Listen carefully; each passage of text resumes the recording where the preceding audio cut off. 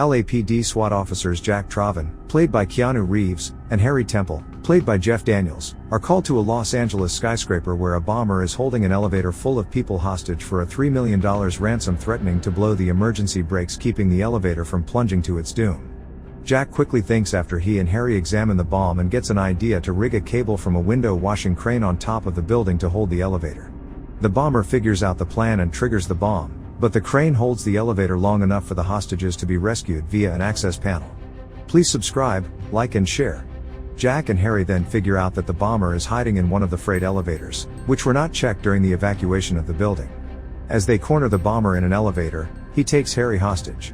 Jack intentionally shoots Harry in the leg, forcing the bomber to release him. The bomber flees and activates the bomb, seemingly dying in the process.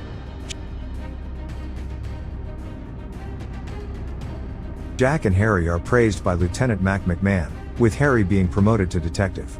Having survived the incident, however, the bomber watches on TV. The next morning, Jack witnesses a mass transit bus explode, which kills the driver. The bomber contacts Jack on a nearby payphone, explaining that a similar bomb is rigged on another bus, which will activate once it reaches 50 miles per hour, 80 kilometers per hour, and detonate if it drops below 50. He also demands a ransom of $3.7 million and threatens to detonate the bus if Jack tries to offload any passengers. Jack races through Los Angeles freeway traffic, and after commandeering a civilian's car, he manages to get ahead of the bus, which had already gone over 50 miles per hour, and gets a message to the driver, Sam Silver, to keep the speed above 50 miles per hour. Jack then gets on board by jumping onto the moving bus. However, a criminal on board, fearing Jack is about to arrest him, wildly discharges his gun, accidentally wounding Sam. Another passenger, Annie Porter, takes over for Sam, but when she tries to slow down to get help, Jack is forced to reveal the bomb, shocking and horrifying the passengers. Jack examines the bomb underneath the bus and calls Harry, who works to identify the bomber. After a harrowing adventure through city traffic, the police clear a route to the unopened 105 freeway. Mac demands that they offload the passengers onto a flatbed trailer, but Jack warns him about the bomber's plot.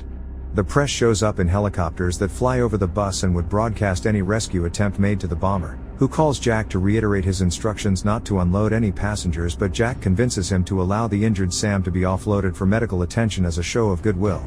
After witnessing a female passenger named Helen, shaken by everything that's happened, attempt to get off, the bomber detonates a smaller bomb underneath the front bus stairs, killing her. When Jack learns part of the freeway is incomplete, he persuades Annie to accelerate the bus to maximum speed so they can jump the gap, which narrowly succeeds, before directing her to the Los Angeles International Airport to use their unobstructed runways. Meanwhile, Harry manages to identify the bomber after realizing that the bomber has a missing thumb, and the bomb on the bus has a gold watch next to it, the kind that is given as a retirement gift at the end of the service period to police officers. Thus Harry can narrow the search to former police officers claiming disability checks. After identifying the bomber as Howard Payne, a former Atlanta Police Department bomb squad officer, Harry then leads a SWAT team to raid Payne's home. However, Payne anticipates their arrival and rigs his house to explode, which kills the SWAT entry team including Harry. Back at the airport, Jack gets off the bus after getting permission from Payne, saying that he needs to talk to the authorities face-to-face to organize the ransom money. Jack's boss, Mac, points out that in the airport the press can't fly any helicopters into the restrictive airspace and thus can't report on any attempts to rescue the passengers, but Jack still thinks the bomber will somehow still know. In a last-ditch attempt to defuse the bomb, Jack goes under the bus on a towed sled, but he inadvertently punctures the fuel tank when the sled breaks from its tow line.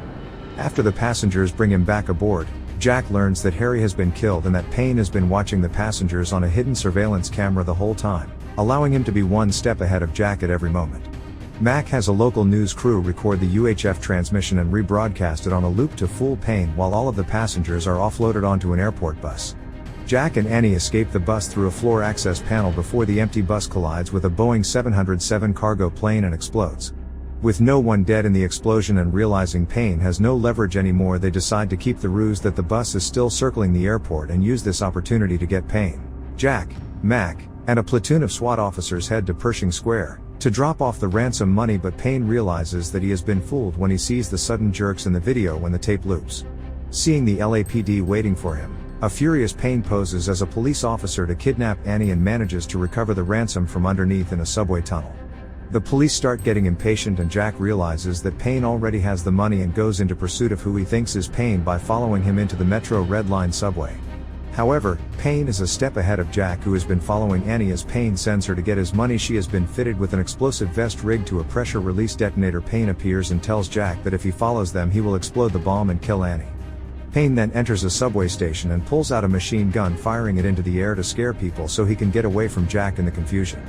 He then hijacks a subway train by threatening to shoot the driver and handcuffs Annie to a pole, but unknown to Payne, Jack manages to sneak on board the train before it leaves the station. Payne then kills the train driver, who is going to radio for help, and hears Jack on the roof of the train car. Payne playfully jokes that Jack should accept a bribe and attempts to open the bag of his ransom money, but a dye pack goes off in his face. Pushed into a psychotic frenzy, a crazed Payne battles Jack on the train's roof, during which Jack causes Payne to be decapitated by a railway signal. Jack deactivates the vest from Annie but cannot free her from the pole as Payne has the key to her handcuffs.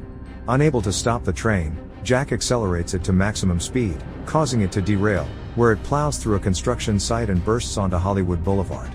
Unharmed, Jack and Annie kiss while a crowd looks on, amazed. The end. Thank you for watching. Subscribe, like and share.